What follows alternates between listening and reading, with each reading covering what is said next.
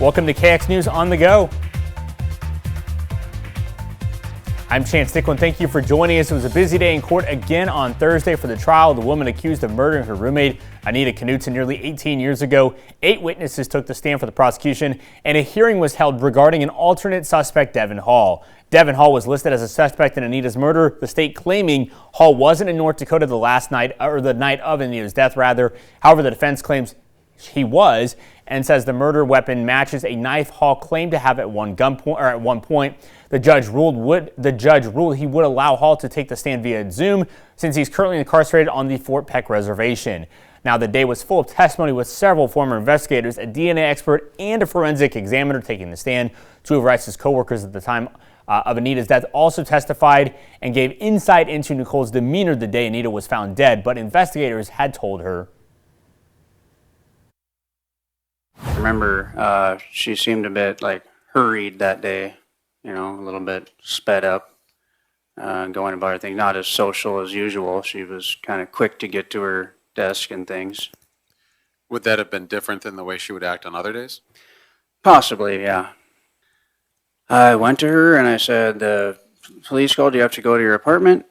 And she just I don't even think she looked at me. From what I remember, she just said, no, my roommate's a crackhead, I'm not dealing with it, and this and that. And I was kind of just like, okay. So I went back to the phone and I relayed that to the police on the phone, and they said, well, she either comes here now or we're going to come there and take her here. She told you that they thought she did it then? Yes. Okay. And she said, What'd she say? she said, if I keep my mouth shut, I'll be okay. The state says they have 9 more witnesses to call. 4 of them are set to testify today, and the other 5 will testify next week. Testimony begins at 8:30 this morning. You can live stream the trial and go back and watch the court proceedings, all by heading to our website. That's kxnet.com. In just under a week, former North Dakota Senator Ray Holmberg will be sentenced. Next week, Holmberg will go before a judge in Fargo. Inside a sentencing moratorium released yesterday, the prosecution urges that Holmberg be sentenced to 37 months in prison, followed by a lifetime of supervised release. As we previously reported, it was August of 2024 when Holmberg pled guilty to 1 count of traveling abroad with the intent to have sex with adolescents under the age of 18. Documents obtained by us here at KX News show Holmberg took trips to Prague and the Czech Republic between 2011 and 2021 and frequented a brothel where he asked others to bring him adolescent boys to have sex with.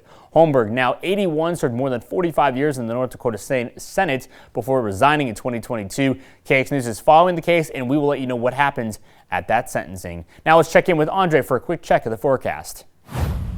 Well, thank you so much, Chance. And looking at our current conditions here in the capital city, we are seeing temperatures at 34 degrees, and we're really starting to see the effects of this cold front with those winds now shifting out of the north and west at 12 miles per hour. And we're seeing a little bit of that light drizzle here too, but we are still left with those overall cloudy conditions. Now for the Magic City, we are also seeing those clouds still lingering around, and temperatures are at 28 degrees, and the winds are out of the north and west at 6 miles per hour, so the cold front has already pushed through here.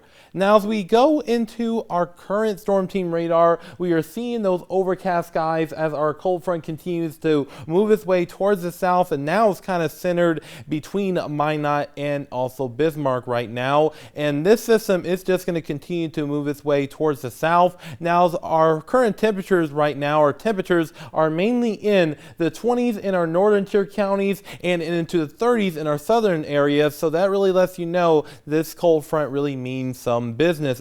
In looking at the winds are out of the north about 5 to 15 miles per hour in most locations. So the cold front is pretty much spewed through most areas, exception for our southern areas where we are seeing those winds out of the west about 10 to 20 miles per hour.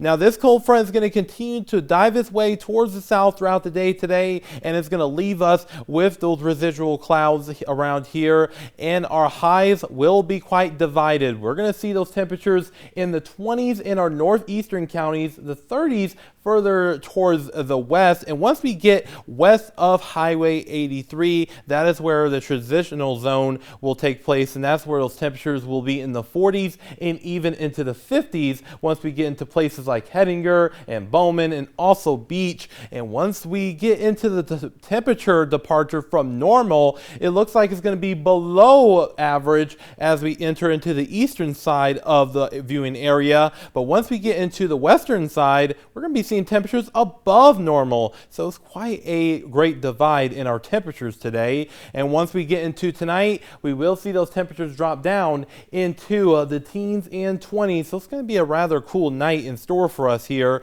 And the next thing we're going to be watching is this shortwave disturbance here. And this system is going to be pushing on through, and ahead of it, it's going to help warm temperatures up. And then once we get into Saturday evening and into our Saturday night, we will see this system continue to push its way towards the east and could provide the area with some precipitation chances. And once we enter into our Sunday, that's where we will start seeing those clouds clear out just a little bit. Now, for the rest of our Saturday, we will see those conditions turn into the wet side as we head into the later portions of the afternoon Saturday, and into Saturday night, we will see the transition to a wintry mix and even some snow. And once we enter into our Sunday, we will see those conditions improve, and we will see much more sunshine by Sunday afternoon, just in time for that Sunday dinner. And our highs for our Saturday will be in the 40s and 50s, so it's going to be a warmer day in store for us on Saturday.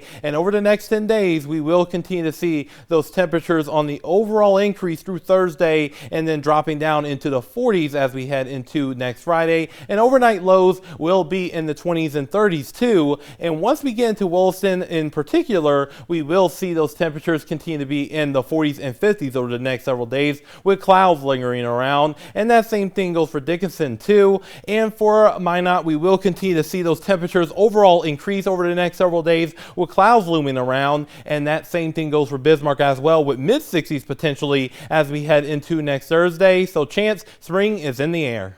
Sounds good, Andre. Thank you so much. Well, for everybody here at KX News, I'm Chance Dicklin. Have a great day.